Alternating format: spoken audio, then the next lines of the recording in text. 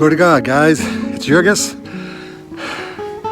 I'm out of breath because I'm hiking up toward Meteora with my wife, Rachel. Say hi, Rachel. Who's also out of breath? Out of breath. I'm thinking a few years ago when I did my Mount Athos video the first time, and I put it on YouTube, I'm thinking if I were to do that journey again now, I don't know necessarily if I could make it. This is quite a journey up. Maybe you can see the sun's going to be there, but a little bit further up to the Holy Trinity Monastery. And when I get up there, I want to spend some time talking with you guys. So yeah, we're the first part of our journey as a couple to Greece, Italy, and then Spain. And I'm sweating, so I'm sorry. And anyways, it's been a blessing. It's been a lot of insight. Let me show you this view. Let me turn it around real quick.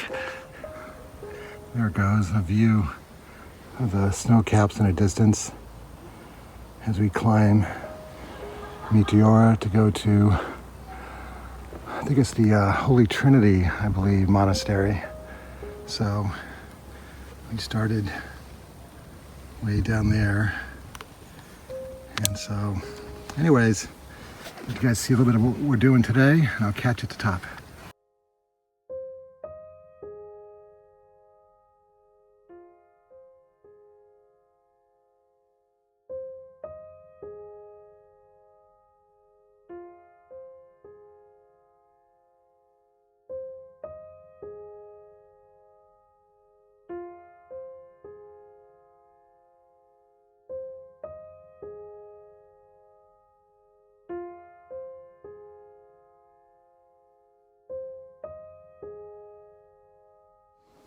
Hey guys, it's Jurgis. Hopefully you guys are doing well. I'm here at Meteora.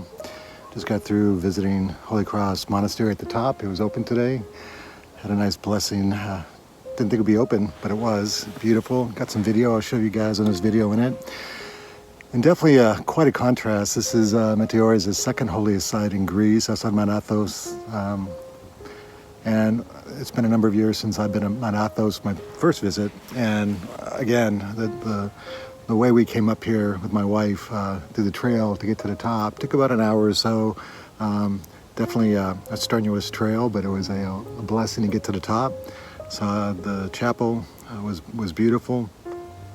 And as I've been reflecting on the sites I've seen in Greece, between Mount Athos and here in Meteora, I'm kind of like struck with the similarities and why people would seek a monastic life. And as we try to live our lives here, and I've shared in past videos, trying to live a life. We can't, of course, live a monastic life in the world. We got responsibilities, jobs, we got relationships. But there has been opportunity in our lives for peace and prayer. And oftentimes we don't need to go away somewhere to live 24/7 a monastic schedule, but we also don't need to live 24/7 a materialistic world which distracts us continuously, and we really don't have any time to pray, to think, to contemplate, to grow spiritually. And as we age, we get older, and I'm getting older, we start realizing, what percentage of our lives we really devoted to what's going to matter once we're gone, eternity. And so as I've gone through this, I'm kind of like trying to piece together, what is so attractive about a monastic life. And we know Scripture tells us that you must be like a little child to come. Jesus tells us to come as a little child.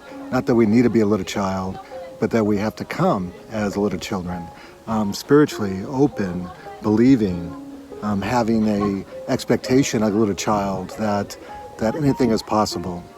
And so I've been struck by that in terms of the commandment Christ gives us to come that way, but also the direction he gives to those who would cause these little ones, including adult spiritual children, to stumble and to lose their way and to distract us. And the teachers, in terms of, Jesus says, "Woe to those that do that." It would be a difficult time for those who teach or those who obstruct those who come.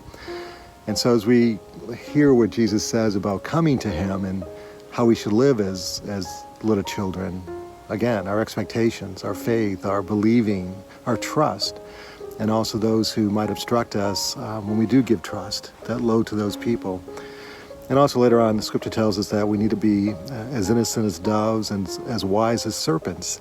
And so as I think through this, I see this, commandment Jesus gives us to come to him as children, with the innocence, with the trust, the expectation, the adage to those who would harm those children that come spiritually as children.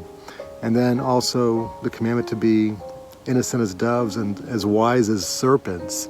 And so I can almost see from a monastic life how it's an act of faith, to come and to spend time with those who think like you. But it's also it's so important that people don't want to get it wrong by having a trust and a faith in others that although their intentions might be good to trust and grow, that they've been disappointed, they've been hurt, they've been scarred, they've been damaged, they've been, as Jesus warns those who do this, "Lo unto you who do this." But those who want to get away and not risk, for their salvation, for their growing spiritually, that it's easier to get away. And so as I wrestle with these places I've been, my own life, and these different places, I look at monasticism almost like not people who want to just get away, although they do, and they want to grow spiritually, but they also don't want to leave their spiritual salvation up to others who might distract him and hurt them. And so as we live our lives and as we grow in church and community, it struck me as being very important in terms of, how we interact with each other, and whether or not how we live our lives is meant to be as serious as we apply to it, to live with one another, to help each other grow, to allow each one of us to come as spiritual children and to stay that way without expectations of what the world might have of us. Because it's a very tight game to trust someone and then to be damaged by that person. So I can almost see as I go through this and visit these different places and talk with these different monastics to understand what they're thinking about and why they get away, because it's peaceful. They're not with other saints, they're with other monastics, but they're not all saints. We all know that. I mean, they're wonderful people, but we don't know if they're saints, but then they have their sins, but they have a purpose where they are more willing to spend their time. So I don't know, as I go through this, I just wanted to have a few thoughts. It's been beautiful. I've been able to do this with my wife. She, of course, wasn't able to go to Mount Athos, but Meteora, being the second holiest site, has been a blessing for us to be able to do together. And I just wanted to spend a few moments talking with you. And for a while, I had this bird coming up to me that was beautiful, but he didn't end up coming in front of the camera. So for a while, I was a little distracted, but he's gone now. So hopefully you guys are doing well. One thing as well, I've been able to meet people who have seen my channel here in Greece and elsewhere, and it's been a blessing for you guys to reach out to me, guys and girls. I'll use that as gender neutral, to reach out to me and to meet you in this case. I met someone here in Athens, and it's great to hear your stories and hear how God is working in your lives, and as we all struggle together, how we can lift each other up. Until we talk next time, bye.